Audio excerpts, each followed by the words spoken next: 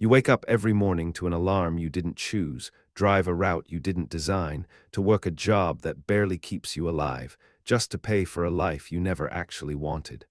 And you call this freedom. You were tricked into building someone else's dream while yours slowly dies. The system that controls your money, your time, and your ambition was engineered long before you were born.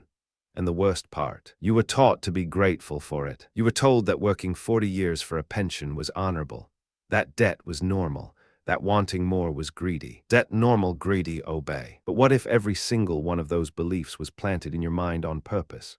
What if the entire structure of your financial life was designed not to help you thrive, but to keep you productive, predictable, and poor? In the next few minutes, I'm going to dismantle the invisible cage around your mind, and once you see it, you can never unsee it. The obedience factory. Think back to your first day of school. You were told to sit down, be quiet, raise your hand before speaking, and follow instructions. Sound familiar? That wasn't education, that was training. I don't want a nation of thinkers. I want a nation of workers. The modern school system wasn't designed to create innovators or leaders. It was modeled after the Prussian education system of the 1800s, a system specifically engineered to produce obedient soldiers and factory workers. You learned to memorize, not to think. You learned to comply, not to question.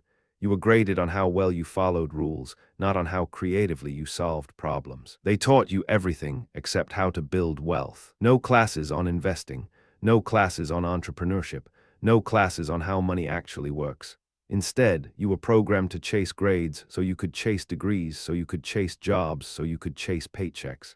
And the cruelest part, design. It was all by design. The system doesn't fail you. It succeeds at keeping you exactly where it needs you. But this programming runs even deeper than school because the next layer of control starts at home. Inherited poverty. Before you could even speak, your parents were already downloading their financial beliefs directly into your subconscious. Every argument about bills, every whispered worry about rent. Every time they said money doesn't grow on trees or we can't afford that, they weren't just expressing frustration. They were programming your operating system. Neuroscience calls this implicit memory. Between the ages of 0 and 7, your brain operates primarily in theta state, the same brainwave frequency used in hypnosis. You were literally in a trance, absorbing every belief about money your environment offered. If your parents feared money, you fear money. If they resented the wealthy, you unconsciously reject wealth. If they believed hard work was the only path, you'll grind yourself into the ground wondering why you're still broke. Your money blueprint was written before you turned 7 years old. And here's what makes this devastating. You don't even know these programs are running. They feel like your thoughts. They feel like reality. If this belief about inherited money blocks hit close to home, hit like and subscribe to reprogram more of your hidden money blocks, because the next one might be the exact belief holding you back the most. But your family wasn't the only one programming you. There's a machine that runs 24 hours a day designed to keep you spending and never building. The spending trap. The average person sees between 6,000 and 10,000 advertisements every single day. Every one of them carries the same hidden message. You are not enough, but if you buy this, you will be. Buy more, never enough. This isn't marketing. This is psychological warfare. Edward Bernays, the father of public relations and nephew of Sigmund Freud, figured this out in the 1920s. He discovered that if you link products to emotional desires, specifically the desire for status, belonging, and identity, people will buy things they don't need with money they don't have. The conscious and intelligent manipulation of the habits and opinions of the masses is an important element in democratic society. You don't buy a luxury car because you need transportation. You buy it because you were trained to believe your value is determined by what you own. You work to buy things to impress people who don't even care about you. The cycle is elegant in its cruelty. Work, spend, borrow, work harder, spend more, borrow more, and the entire time you think you're making choices, but the choices were made for you. And speaking of choices you think are yours, let's talk about the biggest illusion of all, the debt machine. Here's a question that should terrify you. Why does the system make it incredibly easy to borrow money, but incredibly difficult to build wealth? Control. An 18-year-old with no income can get approved for $50,000 in student loans, but try getting a $50,000 business loan with no credit history. Impossible.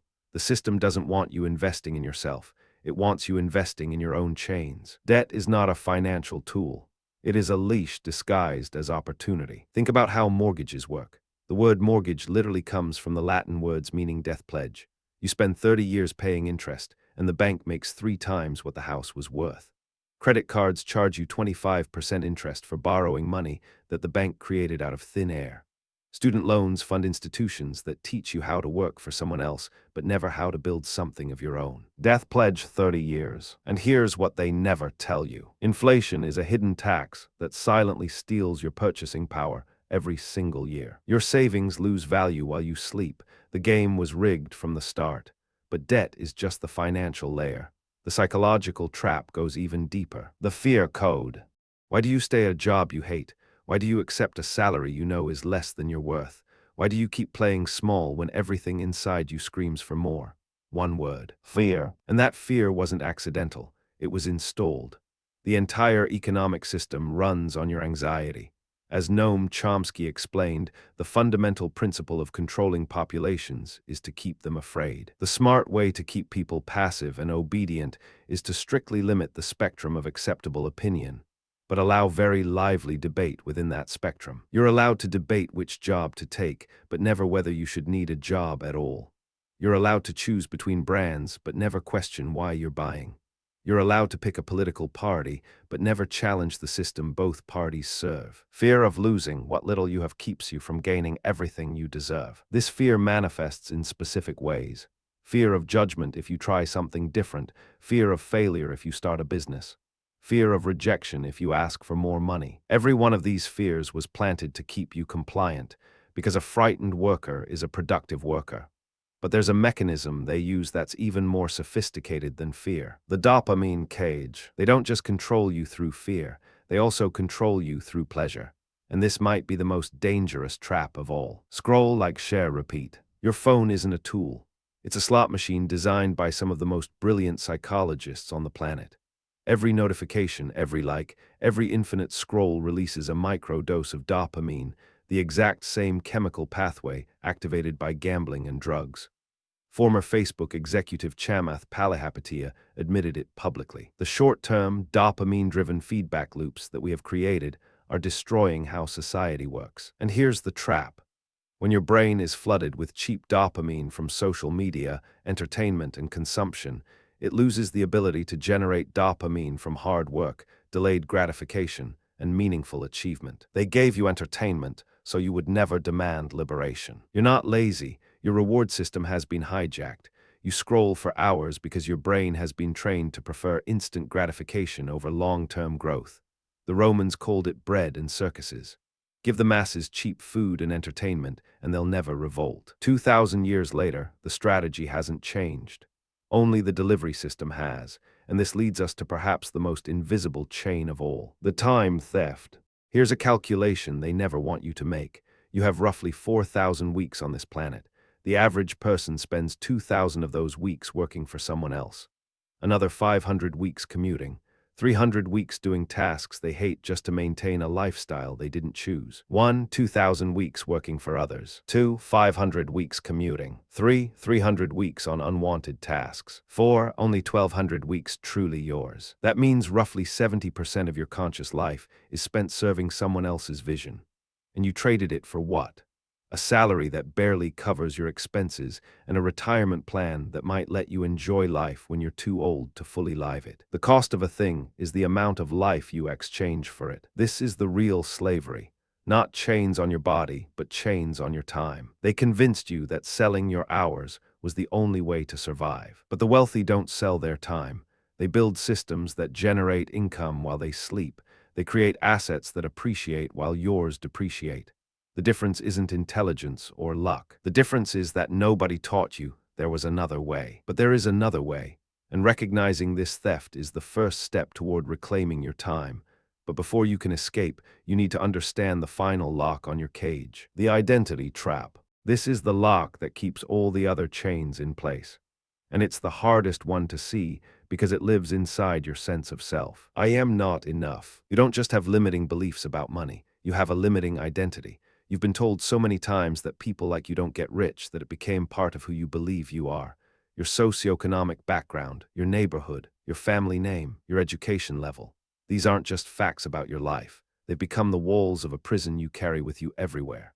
As the great psychologist Carl Jung recognized, until you make the unconscious conscious, it will direct your life, and you will call it fate. When someone from a working-class family starts making real money, something strange happens. They sabotage themselves, they overspend, they give it all away, they make terrible investments. Your subconscious won't let you outgrow the identity that was programmed into you. It's called the financial thermostat. Just like a thermostat in your house, your identity has a set point for how much money you're allowed to have. Go above it, and your unconscious mind pulls you right back down. This isn't bad luck, this is programming. And it brings us to the most important question of this entire video. Breaking the code.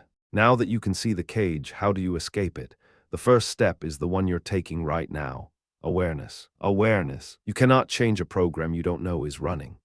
Every belief I've exposed today, the obedience training, the inherited poverty mindset, the consumer programming, the debt addiction, the fear conditioning, the dopamine hijacking, the time theft, the identity trap, none of them survive the light of conscious awareness. The moment you see the prison is the moment the walls begin to crack. But awareness alone isn't enough. You need action. Start by auditing your beliefs.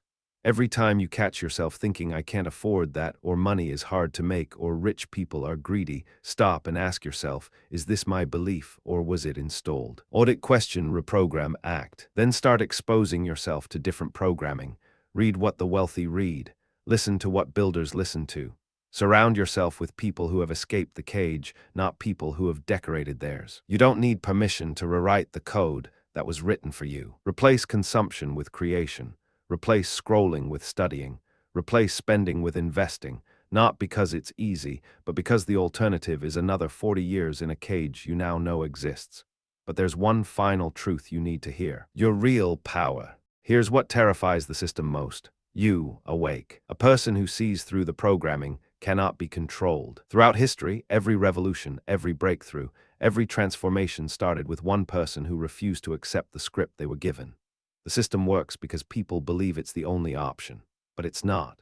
You can build income that doesn't require trading your hours. You can educate yourself beyond what any institution ever offered. You can reprogram beliefs that were installed without your consent. You can choose an identity based on who you're becoming, not where you came from. 1. Build assets, not just income. 2. Educate yourself beyond institutions. 3. Reprogram inherited money beliefs. 4. Choose your identity consciously. The wealthy aren't a different species. They simply rejected the programming earlier. Some were born into families that ran different software. Others, the self-made ones, had a moment exactly like this one.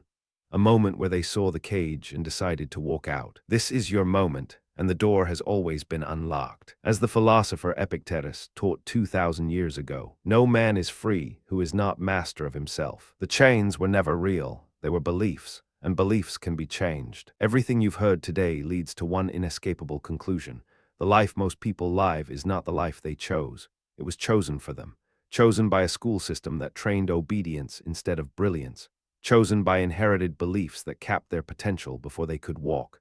Chosen by an advertising machine that turned them into consumers instead of creators. Chosen by a debt system that monetized their desperation. Chosen by a culture that rewards compliance and punishes independent thinking. Obey, consume, conform, sleep. But the moment you become aware of these programs, they lose their power over you. You are not your parents' fears about money. You are not your school's definition of success.